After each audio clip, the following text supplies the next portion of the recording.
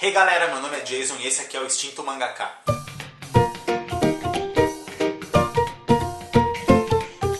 Existem milhões de canais excelentes sobre desenho por aí. Então por que eu tô fazendo mais um canal de desenho?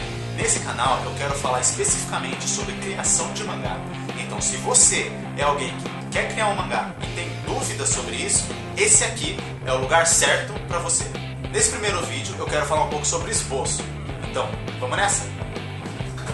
Esboço é o protótipo inicial de qualquer obra.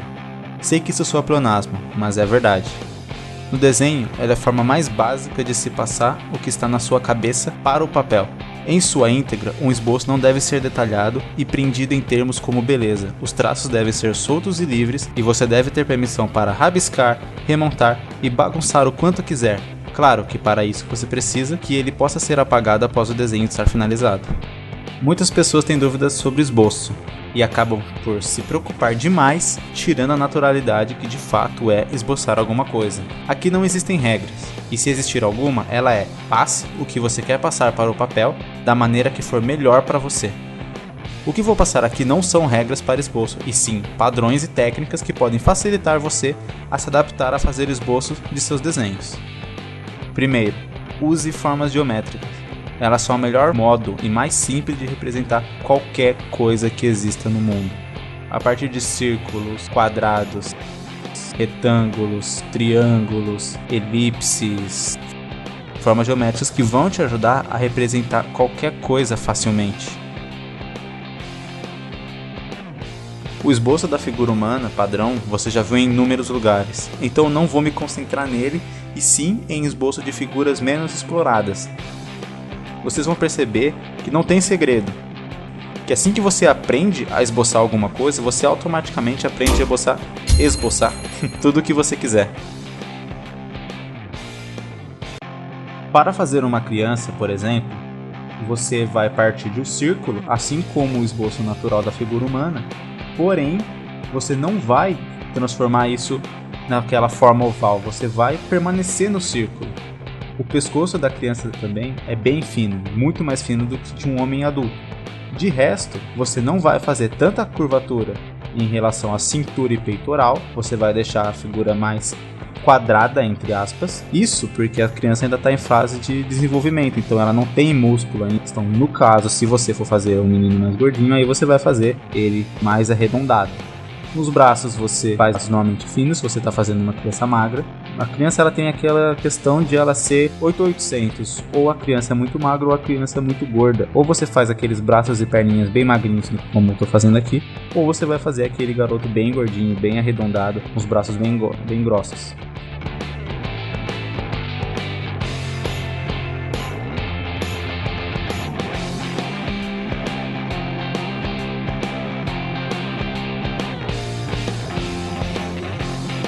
Para fazer a figura de um animal, você vai partir do mesmo princípio do círculo. No caso, por exemplo, se for um cachorro, você vai ter que partir para o focinho, vai ter que puxar uma forma mais... não sei explicar. Essa forma meio de salsicha puxando. Vai fazer as orelhas, deixando a cabeça um pouco mais achatada. Vai partir de outra forma, meio como se fosse de salsicha, para fazer o torso. Entender que os membros do cachorro ou dos animais, né, ele vai sair mais ou menos da metade do corpo e não necessariamente de baixo. Outra coisa que você tem que entender é vamos dizer, da anatomia do cachorro, ou da maioria dos animais, na verdade. Estou falando do cachorro porque eu estou desenhando o cachorro aqui. Mas da maioria dos animais, que são essas patas traseiras, onde você tem essa curvatura da articulação da pata, que é muito importante de perceber. A pata não é um cilindro reto que desce da parte do tronco dos animais.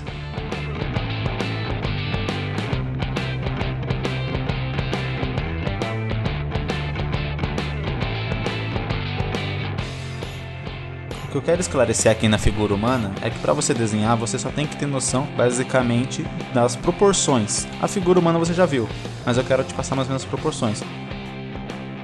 O antebraço e a parte superior do braço, elas têm o mesmo tamanho. Assim como a divisão da nossa perna, eu não sei exatamente a nomenclatura, do joelho para baixo e do joelho para cima, a nossa coxa, eles também têm aproximadamente o mesmo tamanho. Claro que você não precisa fazer certinho, Outra coisa que as pessoas têm bastante dúvida é sobre onde o braço termina, né? O comprimento do braço. Ele sempre vai terminar pouco acima do joelho. Ele não chega até o joelho, ao mesmo tempo ele não fica muito acima, não fica muito perto da cintura. A cintura do personagem, já aproveitando para falar, ela, quando você está desenhando uma pessoa adulta ou adolescente, ela não é reta, ela não é quadrada. Ela tem um jeito mais côncavo, como se fosse uma parênteses ao contrário. Exemplo maravilhoso que eu usei aqui. Mas é só para você entender que existe uma cintura mesmo na figura masculina. A figura feminina, ela já é um pouco diferente na construção do tronco. O resto basicamente é a mesma coisa, mas na construção do tronco você vai ter que entender que a parte onde fica o peitoral não é tão larga, inclusive os ombros são finos. Onde você termina a linha do peitoral, você já vai começar a fazer a linha da cintura. E a cintura em si, eu costumo fazer um círculo. Então, já viu aquela comparação, né? Mulher de corpo, violão. Então é bem assim que funciona. Você desenha o corpo da mulher realmente como se estivesse desenhando um violão. E uma parte côncava que vai juntar esses dois círculos para formar a cintura. Você viu que eu fiz ali a separação entre as pernas dela um pouco antes do círculo acabar. Os braços, eles não são tão grossos quanto de um homem. Mesmo um homem magro, no caso do desenho de uma mulher, ela não vai ter muitos músculos. Mesmo as super-heroínas mesmo de comics, elas, por mais musculosas que sejam, o braço dela é relativamente fino. Os músculos não chegam a ser aquela coisa monstruosa, gigantesca. Parece uma bola, um tumor gigante no braço do infeliz. Por fim, os seios, que normalmente, se você está fazendo a figura feminina de frente, eles vão ultrapassar levemente a linha que define o tronco. E normalmente, se o seio não for aquela coisa gigantesca como o da Tsunade, por exemplo, ou Matsumoto, essas personagens de alguns mangás, ele não se junta. Ele normalmente vai ter uma separação, uma divisão entre o meio, entre um seio e outro. Alguns têm dúvidas sobre ângulo em que o personagem está e onde vamos dizer, colocar os detalhes da nossa face, como orelha, nariz, boca, olhos, sobrancelha, etc. A figura humana que normalmente é passada na maioria dos tutoriais é a figura de frente. Essa padrão todo mundo já sabe. Agora, quando viramos essa figura, por exemplo, no que alguns chamam de 3/4, você já vai ter que inclinar todas essas posições, o que para alguns às vezes é um pouco mais complicado. Você tem que entender a posição do rosto, que ela faz essa espécie de V aberto para representar a bochecha do personagem. No caso, a mandíbula do outro lado, ela também faz um V com um ângulo um pouco mais fechado. Outra coisa que tem que ter noção é que o pescoço vai ser visto, a nuca vai ser vista. Então o círculo que define a cabeça, ele não vai fechar na cabeça. Ele vai parar, vai começar a nuca e você vai puxar o pescoço. Ao contrário da figura de frente, onde o pescoço ele fica um pouco antes do fim da linha que define a cabeça. E ele é encaixado bem no centro da cabeça. Aquela linha que define o centro da cabeça, com a cabeça virada, você vai ver essa linha inclinada. Essa linha vai formar um arco e não mais simplesmente uma linha reta, devido ao formato oval da cabeça. A testa, ela não é reta para cima. Claro que depende muito da pessoa, algumas pessoas realmente têm. Mas de uma visão geral, a testa ela vai ser levemente inclinada para trás, até pelo formato oval da nossa cabeça. O olho, algo interessante de se pensar, quando você vira, o nariz ele é uma sobreposição à frente do nosso rosto. Então, quando você vira o seu rosto, o nariz ele vai tapar, né, a parte de pele que você tem entre o centro do seu nariz e o olho. Então, assim que terminar a sua linha de nariz, assim que você fizer a linha de nariz, já vai começar o olho. Assim como vocês podem estar observando aqui.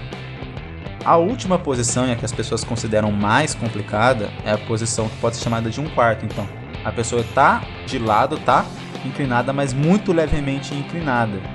Tem pequenas características que mudam da posição de 3/4 para essa de 1/4.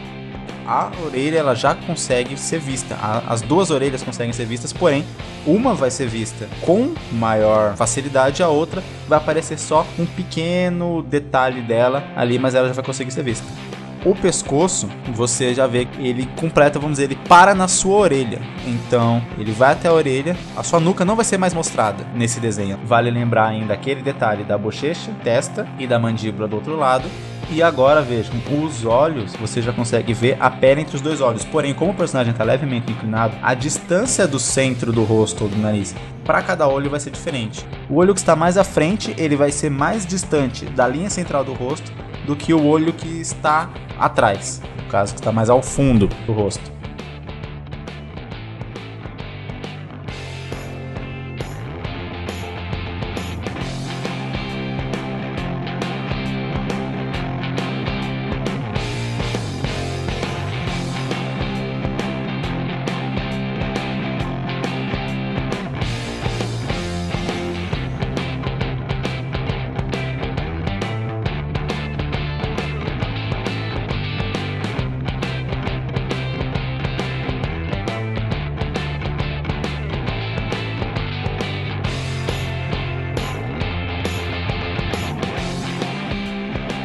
Por último, eu quero mostrar uma cena de movimento, exemplo de cena de movimento. Basicamente, galera, para você fazer uma cena de movimento, o que você tem que ter em mente é a proporção mesmo de cada coisa, que foi o que eu já passei aqui. Tem que entender, por exemplo, nesse caso que eu tô fazendo aqui, essa linha, ela demarcaria a frente do personagem e as costas do personagem. Isso é mais para vocês entenderem. Normalmente, quando eu vou fazer um desenho, não faço tudo isso, mas para vocês conseguirem entender a lógica do que eu estou fazendo aqui nesse desenho. É fácil você conseguir pegar a proporção das coisas, porque você tem um corpo aí com você, né? Afinal, você está nele, o seu corpo. Você pode observar você mesmo e assim conseguir ter noção da proporção de cada coisa, do movimento de cada coisa.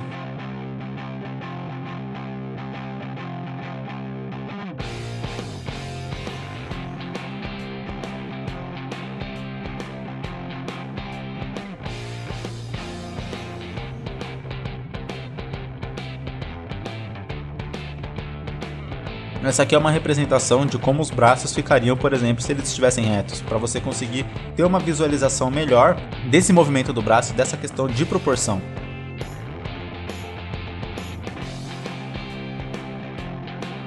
Fazendo o mesmo com a perna, para você também conseguir ter essa noção da perna, da movimentação dela, como que ela ficaria se estivesse reta.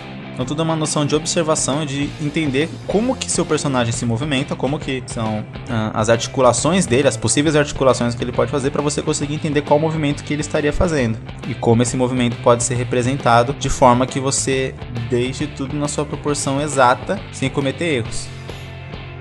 Por último, eu quero passar uma dica de treino para você melhorar sua habilidade de fazer esboço. Não treine esboço vendo outros esboços. Tente pegar desenhos já prontos ou até mesmo pessoas, fotos, objetos. Pega o objeto e tente fazer um esboço daquele objeto. Isso é chamado normalmente de engenharia reversa, onde você pega algo pronto, você desmonta para entender como aquilo foi feito. Então, pegue um desenho e faça um esboço dele, assim você vai conseguir entender o esboço que levou aquele desenho a ser feito daquele jeito. Lógico, você vai, quando for desenhar, fazer o esboço e conseguir entender como fazer aqueles desenhos. É um exercício que eu acredito que é bacana para você conseguir aprender essa técnica para conseguir fazer esboço de qualquer coisa. Então, pegar algo pronto, fazer um esboço daquilo e entender como aquilo foi originalmente feito.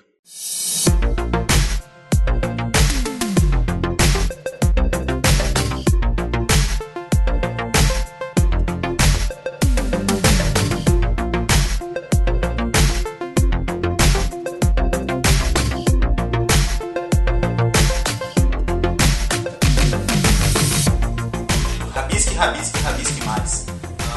Passe para o papel a sua ideia, e essa é a importância do esboço. Você não tem que se preocupar tanto com a beleza de como ele vai sair. A beleza é o que você vai pôr depois que a ideia estiver totalmente formada ali e visível e palpável para você conseguir fazer ela.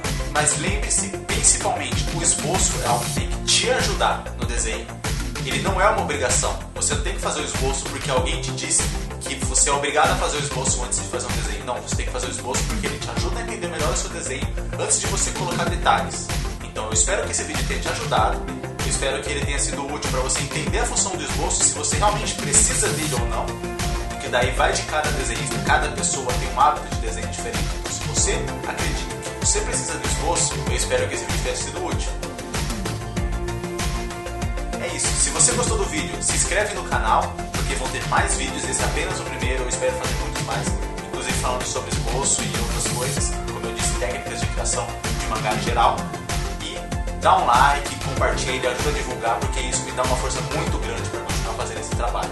E caso você não tenha lido nenhum dos meus mangás, embaixo na descrição tem o link do meu site, das minhas redes sociais, onde você pode acompanhar meu trabalho, ler meus mangás, ler mais artigos que eu fiz sobre a criação de mangá, e eu espero que eles possam ser úteis para você e que você goste do meu trabalho. Valeu, galera, até o próximo vídeo.